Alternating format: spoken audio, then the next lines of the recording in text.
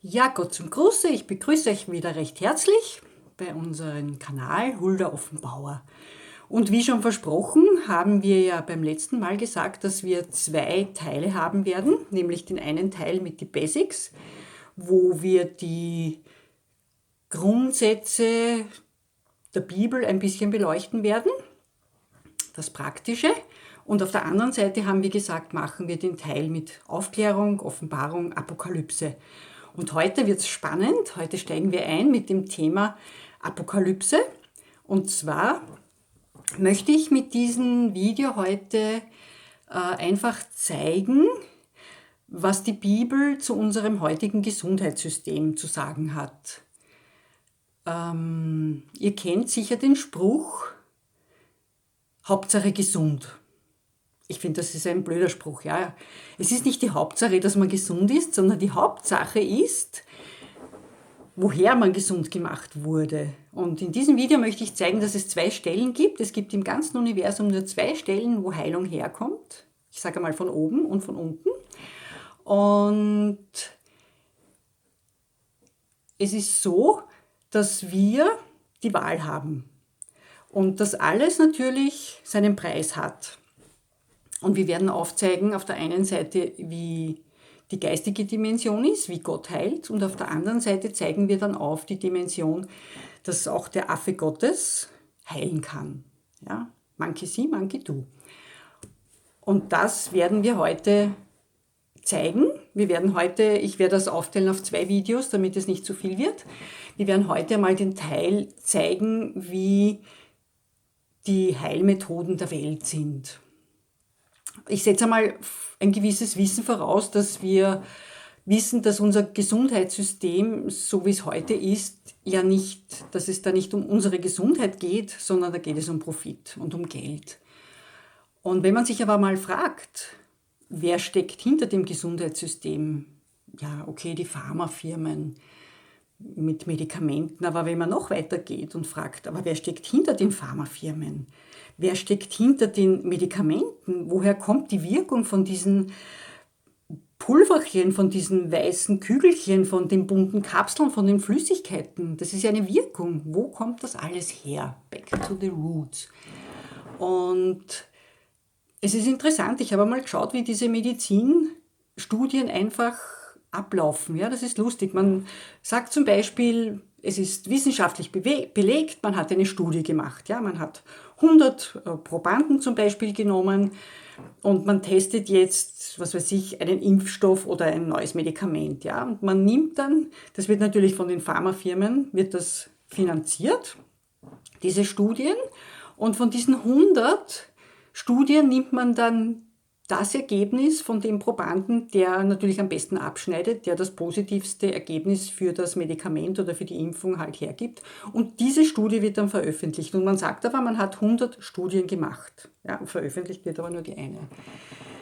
Und dieses ganze Gesundheitssystem, wie gesagt, das ist eben von den Pharmafirmen direkt unterstützt, also direkt finanziert, vom Staat unterstützt. Das ist alles im Endeffekt manipuliert und man spielt mit unserer Angst, um uns in gewisse Richtungen zu lenken, um uns zu manipulieren. Und wenn wir mal in die Welt hineinschauen, ist es ja so, wenn man krank ist, man geht zum Arzt, man kriegt vom Arzt entweder ein Rezept verordnet oder man kriegt eine Überweisung verordnet oder eine Therapie. Und das war's dann schon, ja. Und das ist für uns der normale Weg. Aber ich frage mich immer, ist das wirklich normal? Ja, und wir sagen oft, es ist irgendetwas normal. Vor kurzem habe ich einen Bericht gehört, dass in Korea, wenn die Menschen zum Friseur gehen, haben die Frauen 14 Auswahlmöglichkeiten für ihre Frisur. Und die Männer haben 10 Auswahlmöglichkeiten für ihre Frisur. Sonst gibt's nichts, ja? Ich meine, für uns in Österreich ist das ist nicht normal, bitte. Das ist einfach nicht normal. Für die ist das ganz normal, ja. Oder das ist zum Beispiel so, wie wenn die Rinder im Stall aufwachsen, die werden dort geboren, die kennen nichts anderes, das ist ganz normal, ja. Sie leben dort, bis sie geschlachtet werden. Für die ist das normal. Für eine Kuh, die zum Beispiel draußen immer auf der Weide ist und dann in den Stall hinein muss, für die ist etwas ganz anderes normal, ja. Und so ist es für uns Menschen eigentlich genauso. Wir denken, manche Dinge sind normal, weil es ja alle tun, tun wir es auch, ja, weil alle impfen gehen, gehen wir halt auch impfen, weil es ja eh alle tun. Aber wenn wir hinterfragen würden, dann würden wir manche Dinge vielleicht anders entscheiden. Und ich möchte ein Schlagwort hier anbringen, und zwar divergentes Denken. Ja, was ist das jetzt? Ich möchte mal zeigen, dass wir versuchen sollten, umzudenken in andere Bahnen. Change the view, die Sichtweise ändern und dadurch dann anders denken, und durch dieses andere Denken handeln wir dann natürlich anders, treffen wir andere Entscheidungen und handeln wir anders.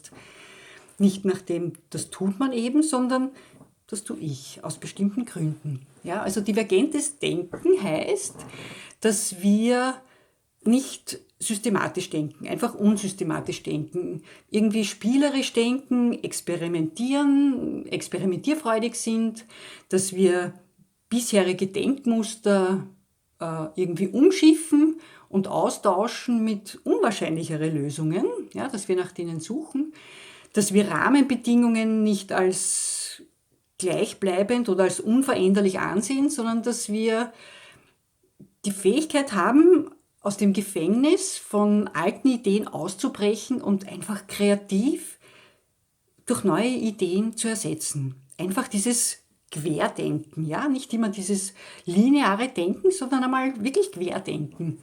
Und das sollte man vielleicht bei diesem Bereich Gesundheit auch einmal machen. Ein anderes Stichwort, was ich da geben möchte, ist das Wort betriebsblind. Ja, vielleicht sind wir in dem Bereich auch schon ein bisschen betriebsblind geworden. Betriebsblind heißt eigentlich, man hat ein routinemäßiges Arbeiten oder eine routinemäßige Arbeitsweise, an der keine Selbstkritik erlaubt ist und wo es keine Veränderungsmöglichkeit gibt. Und wir denken ja auch so. Das ist immer dieses selbe Schema. Krank, Arzt, Medikament, Rezept, Überweisung, das war's. Aber es gibt andere Möglichkeiten auch. Es gibt viele Möglichkeiten und es gibt ganz spezielle Möglichkeiten. Die werden wir im Anschluss dann auch noch sehen. Wenn wir einen Paradigmenwechsel machen, ja, einfach eine komplett neue Sicht der Dinge, der Welt, von Gott, unsere bisherigen Erfahrungen, dann wird uns das sicher viel weiterbringen. Und jetzt kommen wir zu dem Teil, wo ich zeigen möchte, was die Bibel zum Bereich Gesundheit zu sagen hat und vor allem, wie dieser Affe Gottes, der Teufel, in dieser Welt Methoden anwendet, die man nicht gleich erkennt und wo er auch heilt. Ja? Es sind die Zeichen und Wunder der Lüge, nennt das die Bibel. Und es ist sehr offensichtlich, wir brauchen nur ein bisschen die Augen aufmachen und zum Beispiel einmal schauen auf die Apotheken. Das sind gewisse Symbole auf unseren Apotheken. Ja? Da ist zum Beispiel die Schlange auf der Stange. Das ist ein biblisches Symbol. Ja? Ich meine, die Schlange war schon immer, das ist in allen Kulturen und in allen Religionen, dass die Schlange immer das Symbol für Weisheit und für Heilung, vor allem für Heilung ist. Und diese Stange, worum die Schlange geschlungen ist, das kommt aus der Bibel, und zwar gab es da eine Geschichte, wo Mose in der Wüste das Volk führt und das Volk murrt und käppelt und meckert, und weil es schon so lange dauert und sagt, ja, früher war es ja viel besser und warum hast du uns da überhaupt hergeführt? Und dann ist Gott zornig geworden, dieser alttestamentliche Gott, und hat feurige Schlangen geschickt, und wer von dieser feurigen Schlange gebissen wurde, der es hat ziemlich gebrannt, das war sehr feurig und war ihm giftig und es war tödlich. Das heißt, der ist gestorben. Und da sind schon viele Menschen dann ihm gestorben und dann betet Gott und sagt, kannst du uns nicht, hab doch Erbarmen mit uns. Und dann gibt Gott die Anweisung, diese Stange aufzurichten und die Schlange rundum zu wickeln. Also die Schlange auf der Stange und mit dem Hinweis, wer auf dieses Holz oder wer auf diese Stange mit der Schlange sieht, wird, wenn er von den giftigen Schlangen gebissen wurde, nicht sterben, sondern wird gesund werden und gesund bleiben und weiterleben.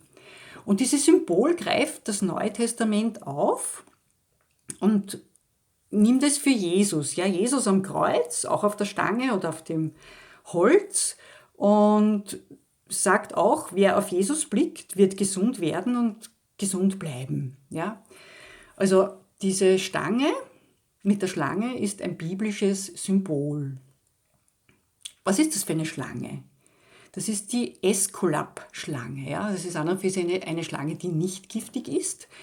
Die Äskulap-Schlange, lateinisch und auf Griechisch ist das die Asklepios. So, jetzt schauen wir mal, wo die herkommt, diese Asklepios. Dieser Asklepios. Asklepios war der griechische Gott der Heilung und es war der Gott er beherrschte die Medizin, die Chirurgie und die Kräuterheilkunde, also alle Arten des Heilens. Ja, das war dieses Symbol, dieser Asklepios. Und seine Kultstätte, sein Hauptzentrum war in Pergamon. Ja, das ist Pergamon, das ist in der Türkei das heutige Pergama heißt das heute.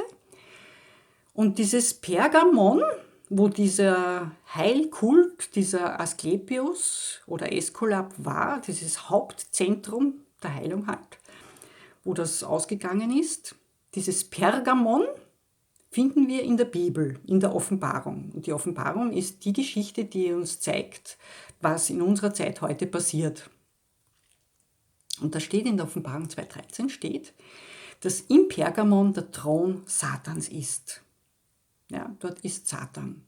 Also das ist die Stelle, wo Satan eigentlich angebetet wird. Und wenn wir schauen, er wollte schon immer die Anbetung haben. Er wollte sie damals von Jesus haben, wo er gesagt hat, wenn du niederfällst und mich anbetest, dann werde ich dir dieses und jenes geben.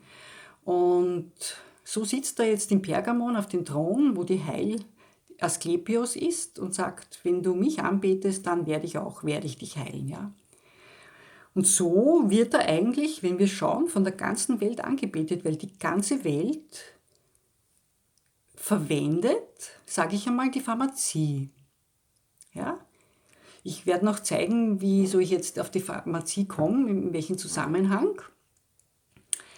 Also wie gesagt, halten wir das einmal fest, der Thron Satans ist in Pergamon, von dort kommt diese Asklepios oder Äskulap.